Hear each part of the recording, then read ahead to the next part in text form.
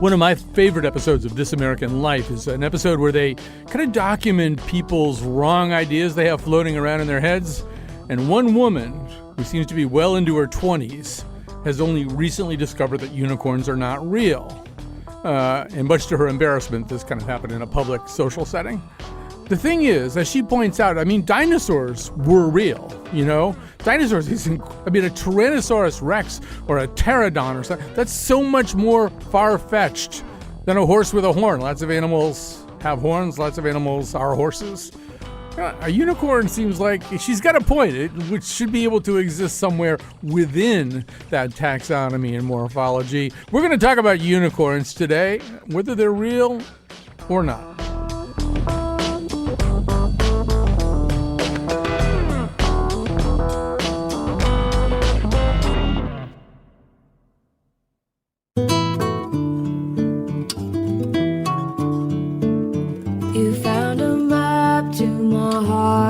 It led you to the well. You combed out my mane, or where your saddle and reins with all these stars at my feet. I'll step and tap the spring with my rider a mount. I feel like spreading my wings, take to the sky like poetry. When we're in love, we're alive. You're the envy of the sky. Every ember wants to ride the supernova.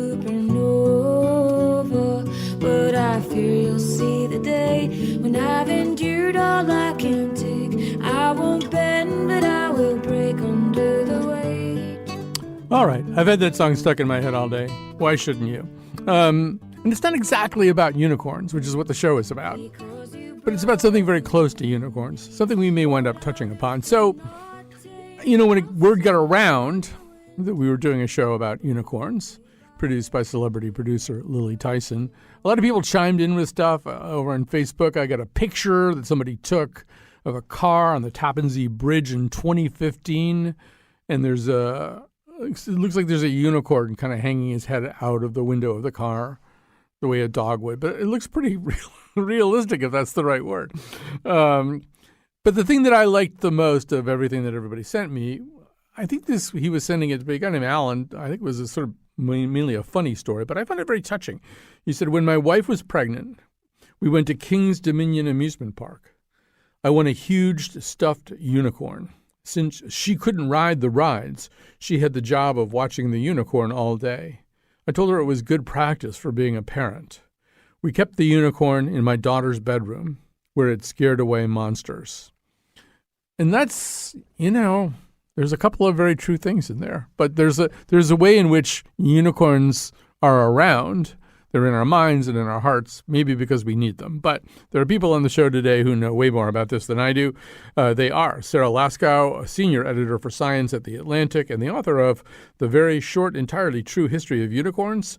Adam Gidwitz is the author of the Unicorn Rescue Society series, among other books, and the creator of the podcast Grimm, Grimmer and Grimmest. That's Grimm as in brothers. And Martha Bayless is a director of folklore and public culture and a professor of English at the University of Oregon. So, Sarah Laskow, I'm going to begin with you. Unicorns aren't something that some animator thought up in the 1980s or even a fantasy writer like Peter Beagle in the 1960s. Unicorns, the idea of a unicorn has been around way back into antiquity. Just give us a sense of that.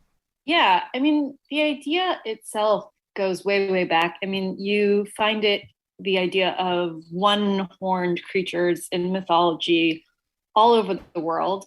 Of course, there's like real creatures out like in different parts of the world that do have one horn. But in the written record, we start to hear about unicorns mostly in like Greek and Roman times as people started to travel more through these empires and hear stories about these types of creatures. And they wrote them down as if they were real. And it kind of makes sense. Like when you look at these texts, these writers are talking about all sorts of animals, and some of them did turn out to be real, you know, like this is some of the first descriptions in the Western world of like elephants. And so people wrote about these four-legged, one-horned creatures as just another kind of fantastic. That sound, every time a unicorn poops, you're going to hear that sound, that little ding. Anyway, continue. Go ahead, Sarah.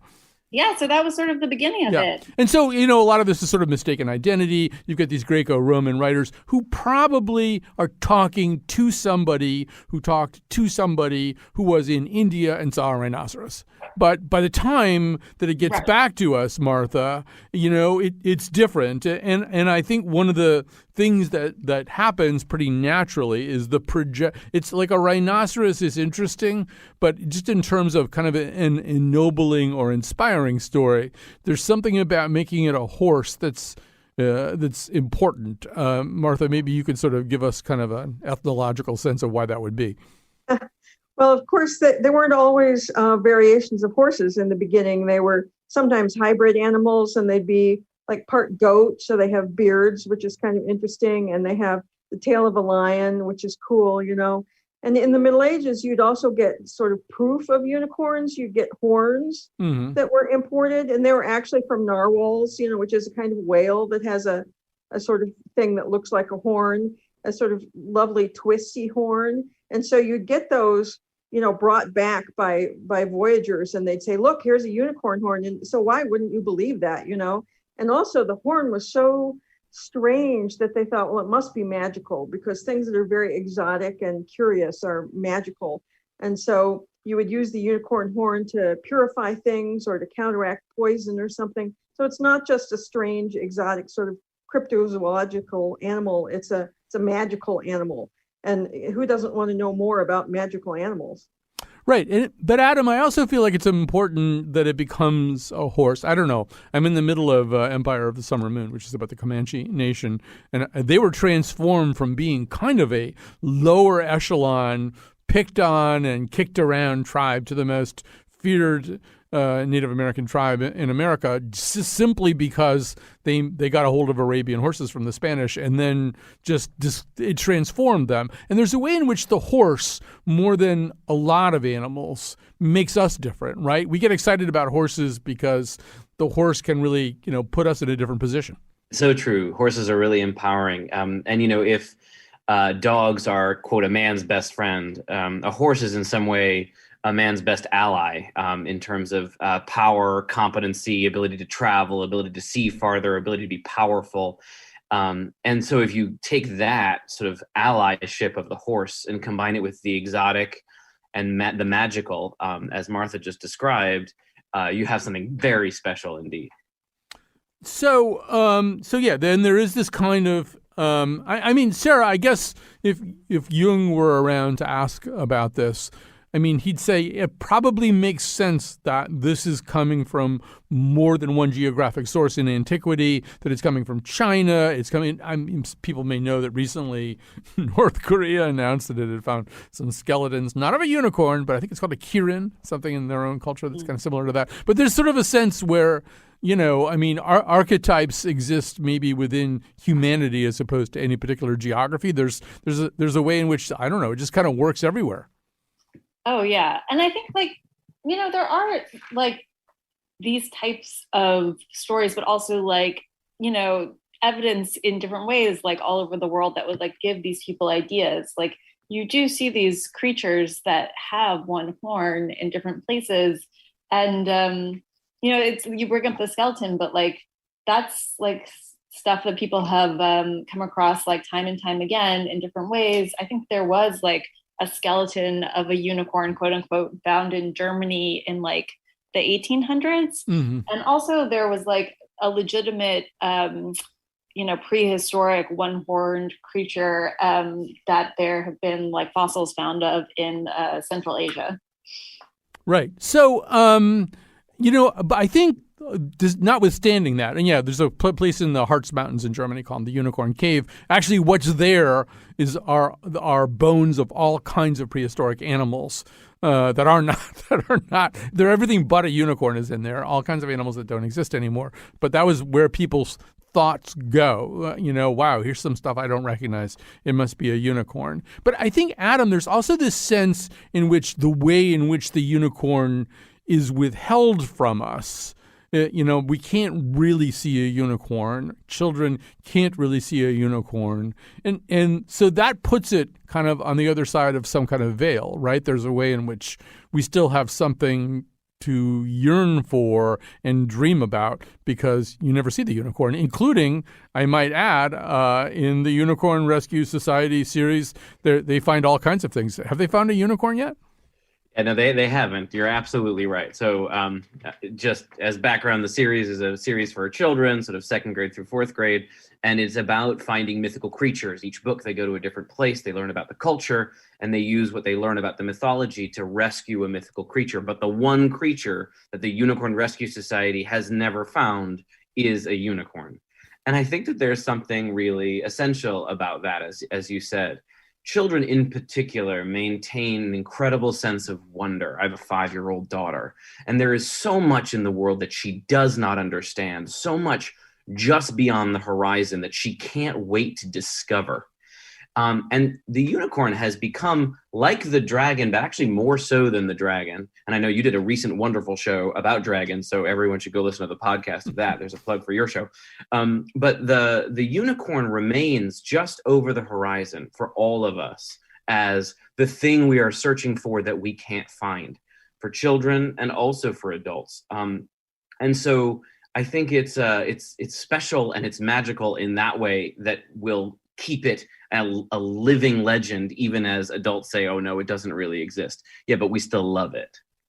So, Martha, if people want to see unicorns, one place they can go is to the cloisters in one of the northern or northwesternmost reaches of Manhattan, and they'll see tapestries. If you're in Paris, you can go to the Musée du Cluny, where there's also tapestries, a tapestry called The Lady and the Unicorn. So somewhere around the Middle Ages, or somewhere around peak tapestry, the unicorn starts to be a very specific thing. Can you kind of unpack that a little bit? What's going on with these unicorns on these tapestries?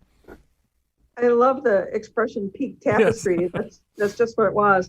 I mean, especially high status rich people wanted a unicorn on their wall because they are elusive, and that's the only way you're going to see one is if you have a big picture of one that someone has created. And the tapestries are a little mysterious, especially the ones in the Met, about exactly what they're meant to represent. It's a unicorn hunt. So it is that quest for a unicorn that Adam was talking about, except they actually get one in that one. So maybe the Unicorn Rescue Society should consult the people. We'll liberate it. Yeah. But so maybe, being the one that possesses the unicorn is a very high status thing, and you want that on your wall. But it's still a very elusive creature. It's not easy. It's kind of a hidden creature, like fairies were the hidden people, and unicorns are sort of the animal version of the hidden people, the elusive one that you can never find. And so I think there was that sense that it was very special and magical. And even I think in the modern day, we carry on that to some extent, because even though they're like horses, you don't ever see people riding them. And in the many medieval pictures, people are never riding them. They're not ridden like horses. They're something that will maybe come to you, especially, if you're a virgin, a unicorn will come and lay its head in your lap. But at the most, they're your friend. They're kind of an equal. They're never like an animal that's an inferior thing. And so you would want that on your wall. They're beautiful, they're mysterious, they're elusive.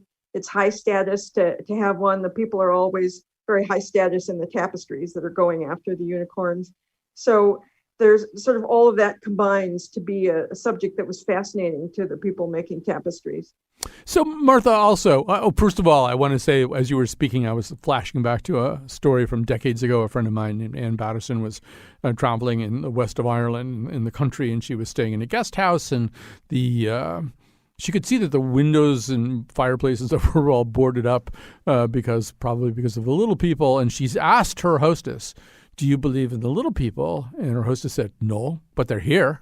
And there's a sort of way in which, unicorns, we don't believe in them, but they are kind of here. But Martha, there's also kind of a way in which Christianity in particular, Judeo-Christianity maybe, is this very, what we sometimes call syncretistic kind of religion. It absorbs things around it. So maybe you could just sort of say a little bit about, unicorns in some ways belong to the world of cryptozoology, but they have a way of kind of creeping into religion, maybe not canonically. We should say there are references in the King James Bible to unicorns. That's a translation problem. I think most people acknowledge that now. It wasn't really unicorns. But maybe you could say, Martha, a little bit about unicorns and semi-established or established religion.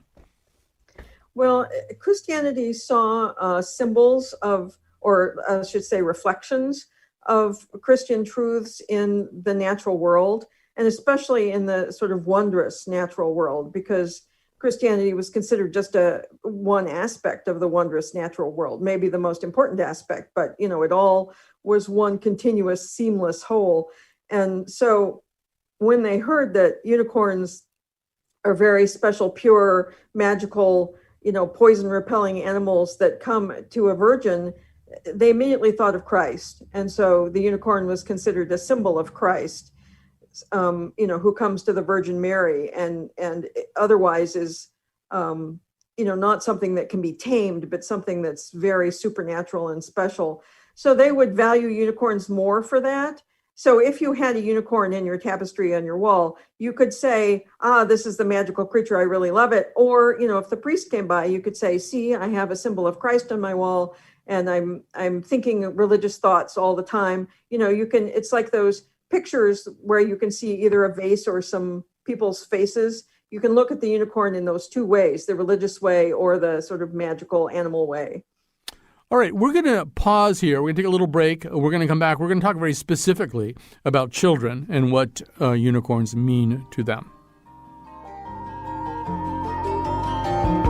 When I was growing up, my best friend was a unicorn. The others smiled at me and called me crazy. But I was not upset by knowing I did not conform. I always thought their seeing must be hazy. The unicorn and I would while away the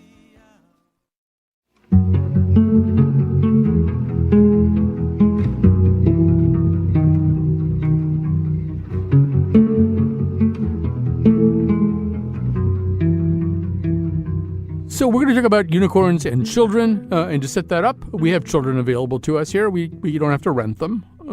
So Catie Talarski, our big boss, interviewed her kids, Hadel, who's 5, and Henry, who's 3, about unicorns.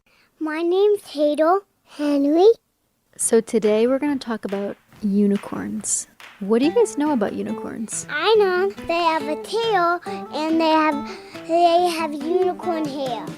And they have sparkly hair with a rainbow, and when they gallop, their hair glows in the sun. Unicorn is powerful. What do unicorns have on their head? They have a horn. A horn. No. Henry, what color are unicorns? Black. Do unicorns have wings or no? No. Where do they live? They live in a field. They live in a field. I know where they live in. They live in a farm. Do unicorns poop?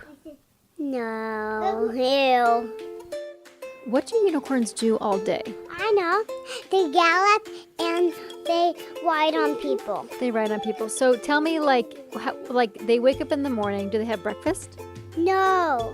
What do they do then? They just go and gallop in the field? They gallop around fields with in the forest and in winter, so people can ride on stuff. People if they don't have a car, they gallop on horses, or if they don't have an airplane. How many unicorns do you think there are in the whole world? I think there's 10. Do narwhals and princesses know each other and unicorns? Yes, they do. So there you have it. First of all, I think we're done. Let's just go straight to here and now from here. Right at the end, narwhals, princesses, and unicorns. They network. All right. So those are kids, adorable kids, talking adorably about unicorns. And Adam, I'm guessing at this point it might be hard for me to come up with a piece of tape where kids talk about unicorns in a way that you haven't heard before. But maybe you could talk a little bit about what is it with this particular creature and kids? I mean, we've already alluded to some of the appeal. Just say a little bit more about that, though. Well, I think there's two sides of it. And first, I just have to say that was unbelievable. And I cannot possibly follow kids like that. And literally every time children talk, there is something new that comes out of it, that they gallop on people, that they live in fields, and that they all network with narwhals and princesses. I've never heard that for sure. As for why kids like unicorns so much, I do think it's important to mention that there is an enormous amount of merchandising of unicorns to children, right? They are fed unicorns very early by every company under the sun. And I think that there is sort of a feedback loop there. Kids get excited about them. There's more merchandise, kids get more excited, and so on and so forth. Now, some things merchandising doesn't work, but unicorns always does. And there are probably many more reasons than we've already said for that. But I do think it's important to know that just like, you get backpacks, you could have backpacks for days. You could wear a different unicorn backpack every day for the rest of your life, I'm pretty sure. All right. So Kat, let's get B2 ready. I should say, by the way, that the subject brought up by Henry and or Hadel about unicorn poop will be dealt with in the third and final segment of today's show. I think I'm going to assign it to Sarah because she's got some stuff in her book about unicorn poop. But in terms of what Adam's saying, let's hear a little bit what that sounds like with My Little Pony, Friendship is Magic. Once upon a time, in the magical land of Equestria, there were two regal sisters who ruled together and created harmony for all the land. To do this, the eldest used her unicorn powers to raise the sun at dawn. The younger brought out the moon to begin the night. Thus, the two sisters maintained balance for their kingdom and their subjects, all the different types of ponies. But as time went on, the younger sister became resentful. The ponies relished and played in the day her elder sister brought forth, but shunned and slept through her beautiful night. One fateful day, the younger unicorn refused to lower the moon to make way for the dawn. The elder sister tried to reason with her, but the bitterness in the young one's heart had transformed her into a wicked mare of darkness, Nightmare Moon. She vowed that she would shroud the land in eternal night. Reluctantly, the elder sister harnessed the most powerful magic known to ponydom, the elements of harmony. Using the magic of the elements of harmony, she defeated her younger sister and banished her permanently in the moon. All right. I think I've heard enough. They're actually, I don't know, somehow that sounds really boring. I think they've taken unicorns and somehow they've made it into kind of a boring thing. But Sarah, one thing we know is, I don't know, sometime I grew up essentially without unicorns. I'm really old. I'm a baby boomer. I don't even have. We would know what that word meant, but it wasn't sort of anywhere part of our our background noise or anything like that. Sarah, I think sometime around the 80s there was just this. Talk about peak tapestry. There was peak unicorn all of a sudden. Oh, yeah. And I am a, elder millennial born in the 80s. So I 100% grew up with unicorns, like fully immersed in like a giant collection of My Little Ponies, like full on Lisa Frank, Trapper Keeper, like aesthetic. And I think like it's hard to say exactly why this happened, but like that's definitely the timing of it. I think like in the 70s, you started to see unicorns show up a little bit more. You started to see like rainbows, which are closely associated with unicorns, show up a little bit more. But then like just the pure commercial power of the 80s really locked it in. Not just like with Lisa Frank and My Little Ponies, which were like invented in the 80s and like latched onto unicorns really quickly. You had like the last unicorn animated movie. You had Shira, also a big figure in my childhood, who rode a unicorn. So like you had Legend, which also another movie which like prominently featured unicorns. So I think like there was just this like growing cultural force that like cemented unicorns in our minds as like an important part of childhood. And I think part of what you see now is just like, you know, people who like grew up in that era now like passing that on to their own kids. Like we just know that unicorns are like obviously a part of childhood. Yeah. So yeah, it was 80s, you know, trickle down economics, Ronald Reagan, a lot of unicorns there too, actually. So Martha, I have to ask sort of a Bruno Bettelheim question here, well, which is, you know, so Bettelheim has this, you know, famous argument, Uses of Enchantment, where he says, you know, Disney changed all of these old fairy tales. They were much scarier and they were very cautionary. Don't take candy from strangers. Don't go into gingerbread houses in the woods. Don't eat apples that are handed to you by people you don't know very well. You know, life is scary. Your mother might die and your father might marry somebody really horrible. And I'm sort of wondering whether even like somebody from peak Tapestry Middle Ages or any other point on the unicorn continuum would necessarily recognize or accept the current, I would say maybe slightly more anodyne version of unicorns. Yeah, well, I have to disagree with Bettelheim first. I feel a professional responsibility to completely overthrow him. He assumed that tales like that were for children, and folklorists know that for thousands of years, those tales have been for everyone, for adults as well as children. So they can't be aimed at, you know, making children learn certain lessons. I mean, it's kind of an American thing that everything has to have a moral to the end, you know, and all children's books have to teach you to be a better person and stuff like that.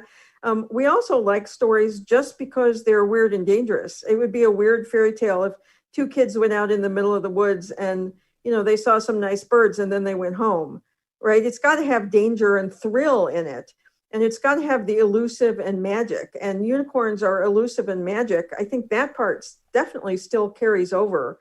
There wasn't anything really threatening about unicorns ever. And one odd thing about unicorns in mythology, unlike a lot of things like dragons, is there aren't a lot of stories, like narratives, in which unicorns do things. I mean, occasionally they purify a stream or something, but they don't really have whole sagas about what unicorns do. They mainly are just pictured as if you just glimpse them from afar and you don't incorporate them into a larger story. So a modern difference is that now they're in stories, but I don't think unicorns were threatening or dangerous in the Middle Ages. They were also magical and elusive and fun to think about. So in that way, I think it's a great continuity between then and now. The one thing that they weren't was cute. So the cuteness is a modern thing, you know, which started in the 80s, and now we've definitely reached peak cuteness. But, you know, the other qualities of unicorns, I think, are intact the whole way through. Yeah, maybe not so much the rainbows. Although, I don't know, some of these Greco-Roman historians talk about a tricolored animal, so maybe that. But so, Adam, in a way, you know, it seems to me you're carrying along on the somewhat older tradition in the sense that, I mean, another thing that you could say about unicorns in antiquity or in the kinds of legends that Martha is citing now is they're not in our faces all the time. They're like, yeah, she said, you know, you want to glimpse them. There's something that maybe you are questing toward, but they're not. You're just not like, you know, sticking their noses in our faces all the time. Definitely. I'd love to go back to the Bettelheim thing and connect it to unicorns. So, you know, my actual particular specialty is fairy tales and Grim or Grimmest, which you talked about, a podcast. I tell fairy tales live to kids, and you get the kind of reactions that we just heard recorded, which is why talking to kids is just the best. And I would disagree with the way that you characterized Bettelheim, if I may. Okay. I think Bettelheim really argues that the fairy tales, and Martha's absolutely right, those fairy tales were not explicitly or only for children, they were for everybody. But that the reason the fairy tales did exist and were repeated in multiple forms for thousands of years is because Bettelheim argues, and I agree, they speak to our deepest desires and our deepest fears. It's not just cautionary. Mhm. It's not just don't eat the poisoned apple. It's that your mother is jealous of you, but in fact, you're jealous of your mother. And those emotions, the reason that Snow White is so immortal and so powerful to children is because it encodes these really intense emotions that children and adults have about each other. It's why we want to hear Snow White over and over again for hundreds of years. Similarly, unicorns, I think, also encode things for us. So you were all talking about the cloisters, the Met cloisters, tapestries. So one of the reasons I'm really into unicorns is that my wife is a lecturer at the cloisters. She's also a medievalist like Martha. And the third element, so Martha was talking about how it's a very interesting tapestry with hidden meanings. And the third meaning that Martha didn't yet get to, and maybe trying to be like polite for public radio, is a sexual one. That the unicorn is a phallic symbol, right, with this horn. And it's the tapestries were a wedding present. And so there's this sort of joke in there about capturing the woman, capturing the man. And then it's penned up, just as sometimes they call the wedding ring the world's smallest handcuff. The unicorn gets penned up and it's surrounded by pomegranates and other symbols of fertility. So I think for kids, the unicorn, the fact that for that 3-year-old boy, that there is a large phallic symbol on top of the horn, on top of the head, that the unicorn is very powerful and can be a powerful ally, that it speaks to deeper levels, the way that fairy tales do, than just rainbows, than just cuteness. At least that's how I interpret it. I think that's why it's one of the things that makes it so powerful to seek them. Well, Adam, I think another thing that it speaks to, too, is, historically, kind of a huge sorting out of what was real and what wasn't. As the world became more discoverable, you could know. But there were, I think you mentioned to our producer, Lily Tyson, there was a period of time where people weren't sure where the gorillas were a real thing, and there was this marvelous thing on This American Life. They did a show about sort of wrong ideas people have in their heads. And this woman told this story about being in her 20s and not being aware of the fact that unicorns weren't real. And one thing she said was, people talk about dinosaurs like they're a given, and these are monsters like a Tyrannosaurus Rex or a pterodactyl, or these are just almost impossible to imagine creatures. Whereas a unicorn's a horse with a horn on it. It just seems like it probably has a better chance of being real than a dinosaur. Yes. So she was really kind of surprised. Maybe you can sort of comment on that idea of the kind of the big sorting out of what's real and what's not. Yeah, I think that's so important. So when I was doing the Unicorn Rescue Society series, one of the things that I did was I co-wrote the books with authors from the culture that the Unicorn Rescue Society visited. So I wasn't just doing superficial research and then writing the book. I was working with authors who knew the mythology inside and out, who had grown up with it. And one of the authors that I worked with is an incredible Native American author of the Abenaki tribe named Joseph Bruchac. He's an incredible storyteller. And he told me the story about the gorillas, how 150 years ago, many Western scientists thought they were a myth. And then they found them and they're like, oh, sorry, you weren't kidding. They're real. I think that, each culture has these creatures that are important to it, that are central to the culture, that we care about deeply. And so, we say dinosaurs, we say dragons aren't real, right? And yet we have these skeletons of dinosaurs. What's the difference between a dragon and a dinosaur? Dragons are absolutely real. They were dinosaurs. And so unicorns, they are real in so many ways. We think about the white rhinoceros, right? The white rhinoceros is a one-horned, or white rhinoceros is two-horned, but the Indian rhinoceros is a one-horned animal like a horse. Well, the white rhinoceros, two horns in Africa, there are only 2 white rhinoceroses left living in the world, and they are both in captivity.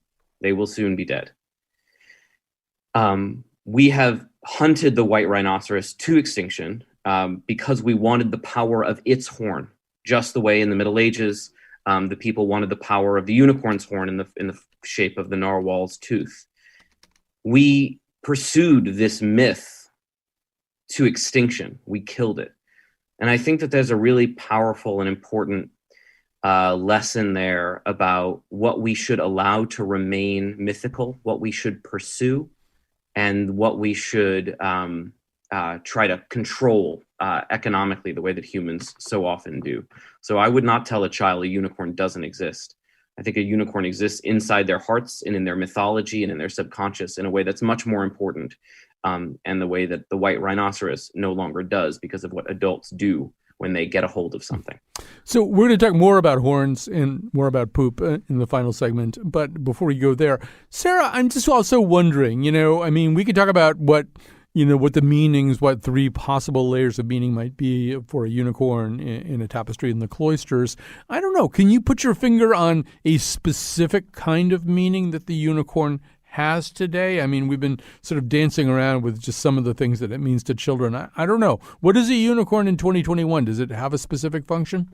I think that it retains that sense of like something that goes beyond your daily experience. I mean, I think we're going to, like you said, we're going to talk about like poop and horns and stuff, but like you also see people like using unicorn like colors or colors associated with unicorns to like bedazzle their food and drinks and things like that. And I think it's like we're just reaching for something that feels like it's beyond our daily experience, something that like heightens our idea of what's possible in the world and like sparks our imagination a little bit. And that's as valuable today as it might have been in the Middle Ages or Greek and Roman times or in prehistorical times.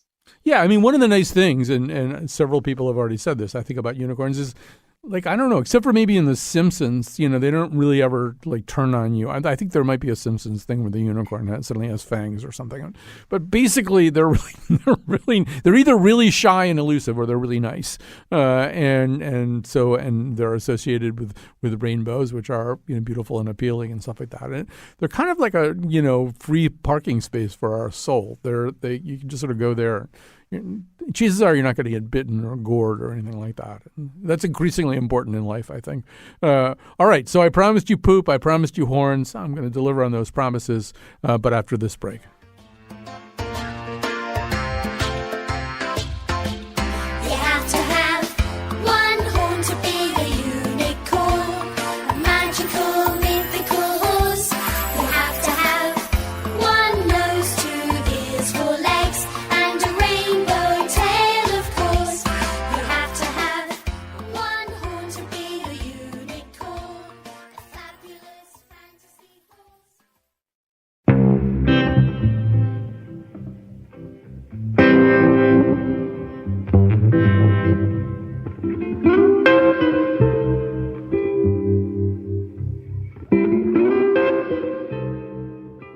So I want to say thank you to Kat Pastor, who's the technical producer of this show, and the person who's making everything hum here the way it's supposed to, and Lily Tyson, celebrity producer Lily Tyson. This whole idea was her idea, and she is the person who has executed it so beautifully. So thanks very much to both of them. And to you out there, a lot of people wrote in. This one woman sent in this wonderful story to me.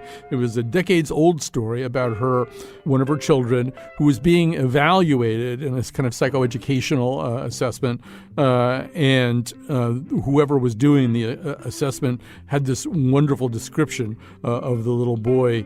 I'm going to change his name for his privacy to Owen. Owen is creative and can think outside the box. And then the evaluator cites that old adage, if you hear hoofbeats, think horses, not zebras. And then she writes, at times, Owen is thinking of zebras and maybe even unicorns. So there you go. But we're all thinking of unicorns to a certain degree. We all, people go into a cave in Germany and see strange bones, and so they go to unicorns right away. All right, our guests right now are Sarah Laskow, a senior editor for Science in the Atlantic and the author of the very short, entirely true history of unicorns. Adam Gidwitz is the author of the Unicorn Rescue Society series, among other books, and the creator of the podcast Grimm, Grimmer and Grimmest. Martha Bayless is the director of Folklore and Public Culture and a professor of English at the University of Oregon. All right, Sarah, you're up. Unicorns are associated, obviously, with rainbows. Oh, I don't know, obviously. For some reason or other, unicorns and rainbows got stapled together. And I guess that means that unicorn poop is rainbow-colored. True? False? Right. Yeah. Well, I think we learned already on the show today that there's not consensus on whether unicorns actually do poop. But I think that if we assent to the idea that they do in fact defecate, there is consensus across the internet that that poop is rainbow colored. And also that if you really want to, you can make it in cookie form or other delicious treats, usually by like dyeing it rainbow colors and making like swirly shapes. Yeah, you can do unicorn poop or something unicorn lattes and all kinds of stuff. And there's some stuff in Sarah's book about how to do that. But you can also just go on Amazon. I think if you type in unicorn poop, you're going to get all kinds of multicolored candies that they would be happy to sell you.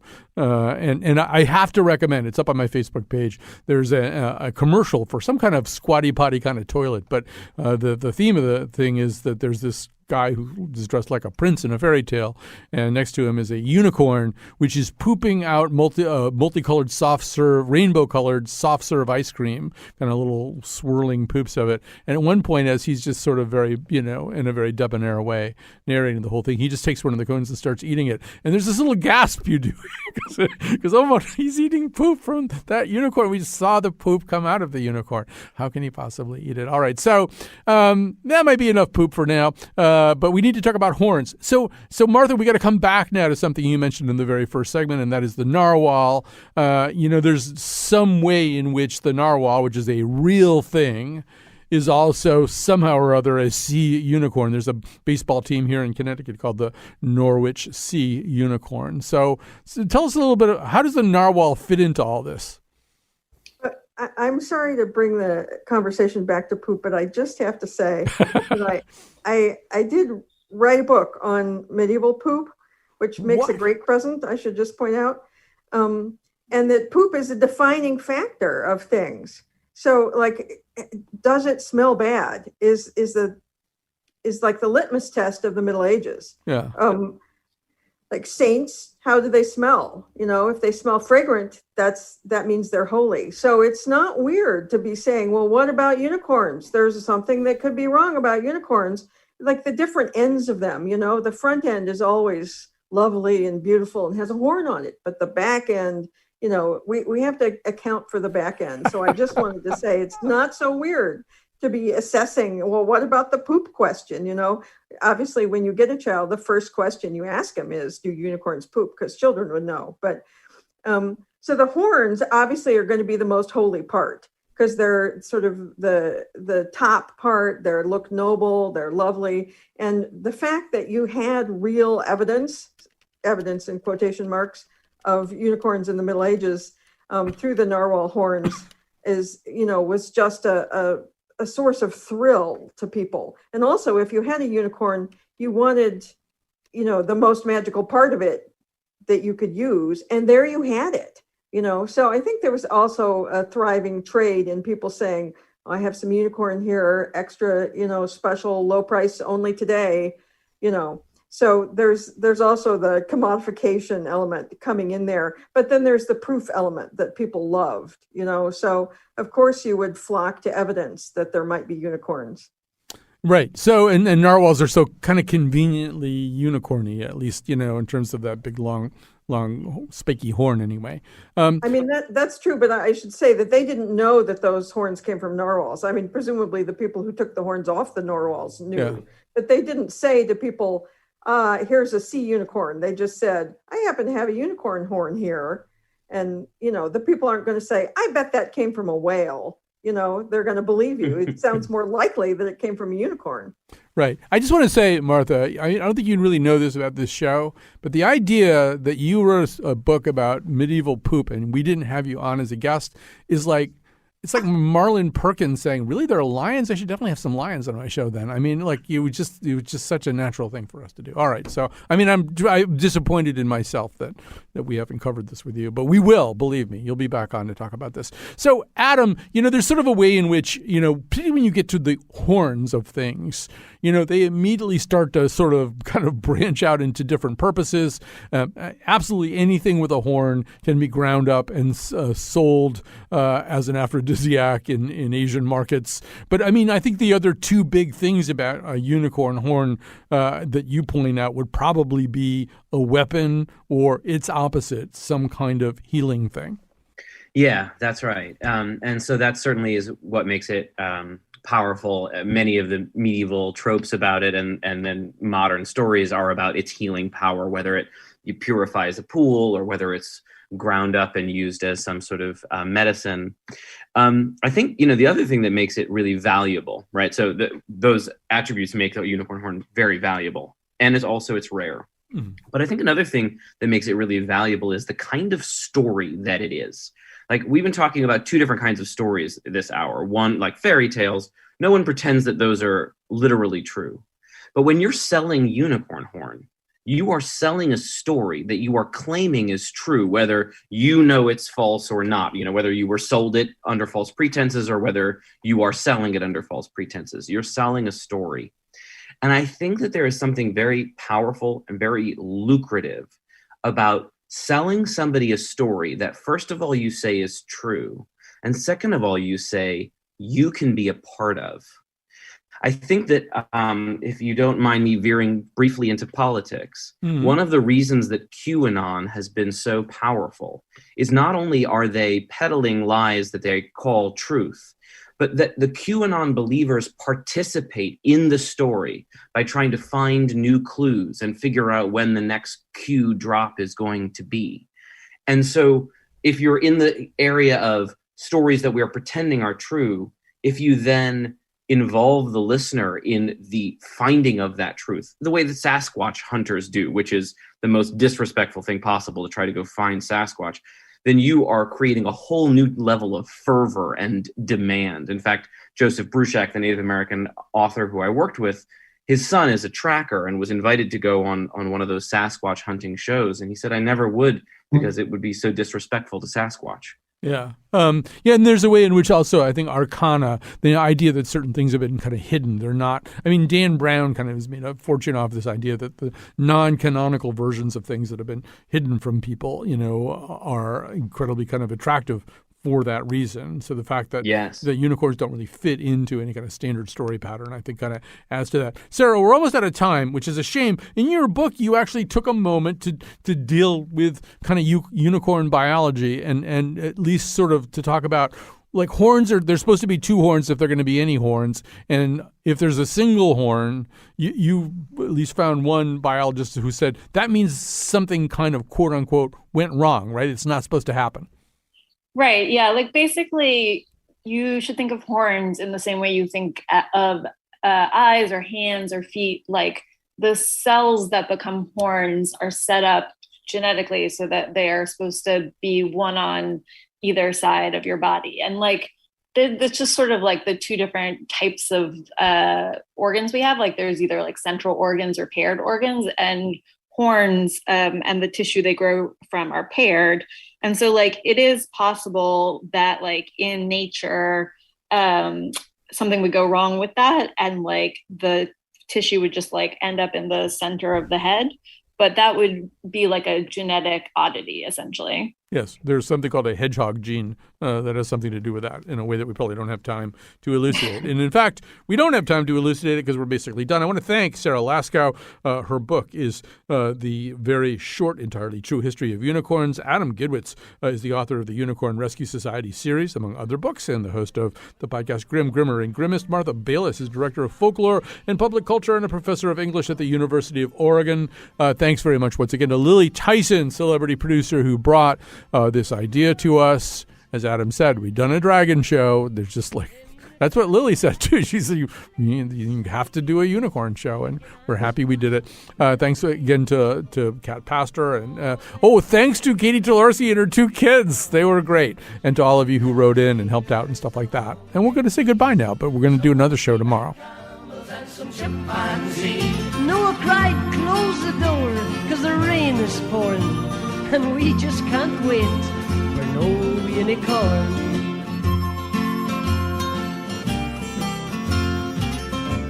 The ark started moving, it drifted with the tides.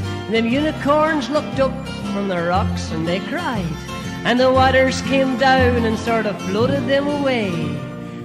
And that's why you never seen a unicorn to this very day. You'll see green alligators and long-necked geese, some humpty-backed camels and some chimpanzees, some cats and rats and elephants, but sure as you're born, you're never gonna see no unicorn.